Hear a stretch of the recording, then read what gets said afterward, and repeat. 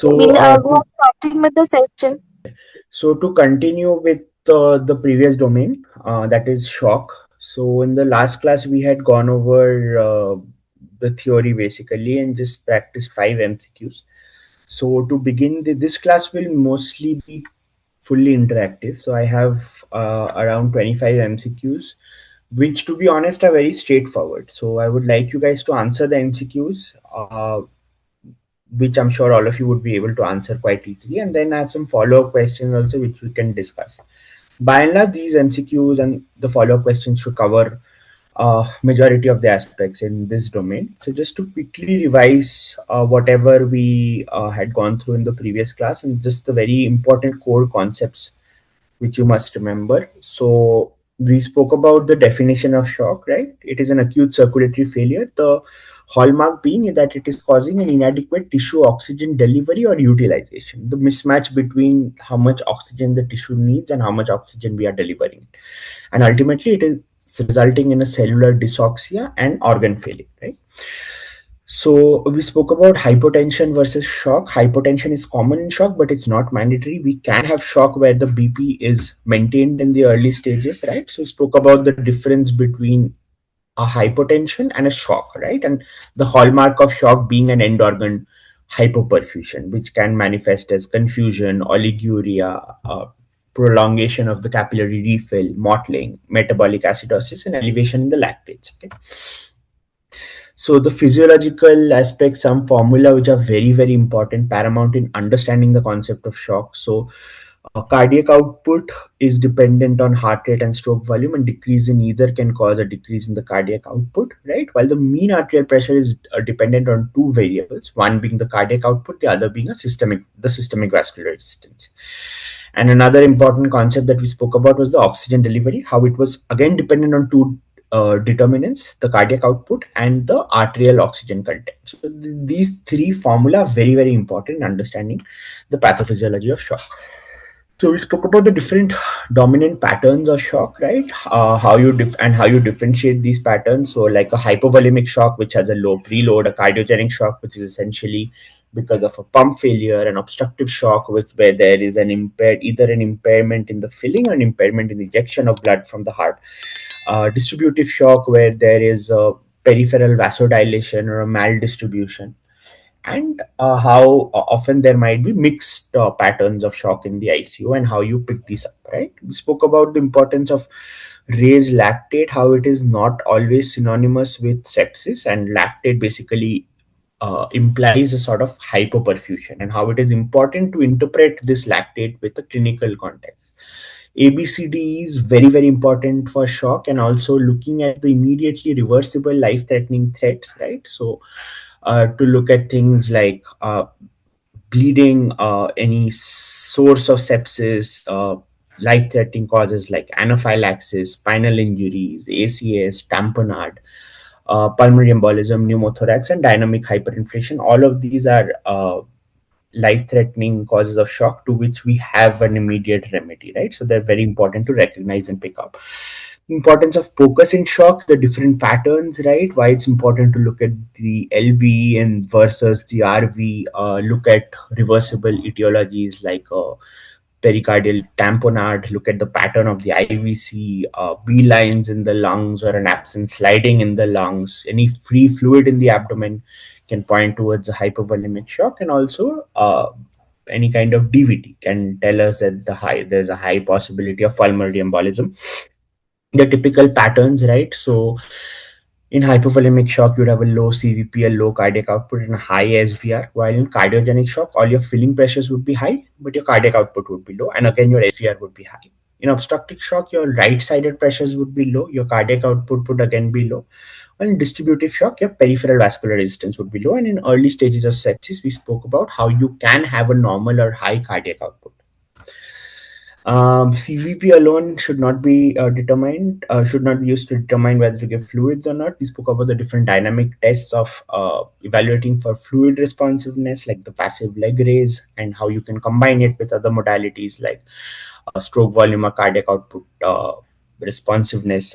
We spoke about the different types of fluid challenge, what you look for after you give a fluid challenge, the change in VTI and what that tells us, and the PPV or SVV in carefully selected patients, right? The importance of that. And what basically we mean by fluid responsiveness, how we look at the change in stroke volume. Okay. Uh, so initial resuscitation, a combination of oxygenation, ventilation, vascular access, monitoring, source control, right? Adequate fluids, vasopressors, and most importantly, treatment of the underlying cause. We spoke about how it is important to first identify whether a patient needs a fluid bolus and then to determine basically whether they're fluid responsive or not, and how to reassess after every fluid bolus. You look at a variety of variables as opposed to just looking at one single number. So you look at a combination of the mean arterial pressure, the capillary refill, look at the lungs, JVP, urine output, lactate rate, and also importantly the stroke volume response, right? Norepinephrine remains our number one for all types of shock, even though it is not a perfect vasopressor. It is the best option we have. Vasopressin is an important adjunct, especially in septic shock, and dobutamine and other inotropes can be used for a cardiogenic variety of shock, but only when your blood pressure is maintained, and it can be used as an adjunct. So life-threatening treatments are probably just as important as your vasopressors and fluids and other supportive treatments. So antibiotics, source control in sepsis. Whenever there's an ACS related cardiogenic shock, taking the patient up for an early revascularization, early cardiac surgery in certain kinds of valvular problems, in high risk PE, going for an early thrombolysis, pericardial drainage for a tamponade, an immediate decompression for tension pneumothorax, adrenaline for anaphylaxis, and obviously hydrocortisone for adrenal crisis. So lactate is just a number. Don't chase it all the time, right? MAP of 65 is good enough in most patients, but more importantly, you have to look at the other clinical variables like good CRT, which is reducing, a urine output, which is more than 0.5 ml per kg, and a falling lactate. Okay. So coming to the questions, these are all very, very simple questions. So let's try to answer the questions and then we can have a few follow-up questions and discussions. This is like not at all a didactic class. It's very, we'll try to keep it very interactive. Okay.